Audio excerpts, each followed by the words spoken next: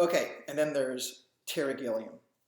Terence Vance Gilliam was born in 1940 as an American-born British screenwriter, film director, animator, actor, comedian, and former member of the Monty Python comedy troupe. Gilliam has directed 13 feature films, including Brazil, The Fisher King. Brazil came out in '85. Fisher King came out in 1991. Stars Robin Williams and Jeff Bridges. No, sorry, maybe. 12 Monkeys stars Brad Pitt. I think it's Brad Pitt's first film, actually, or first real big film. 12 Monkeys came out in 1995, and Fear and Loathing in Las Vegas, story of Hunter S. Thompson, starring Johnny Depp, came out in 1998. But one of the things that I really love Terry Gilliam for is his animation.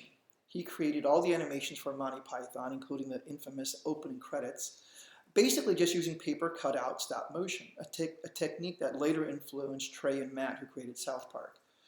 They did all their original South Park with colored construction paper. And Terry Gilliam used to use magazine cutouts and various photographs that he would just manipulate. You know what? Just watch the open credits of Monty Python. You'll see.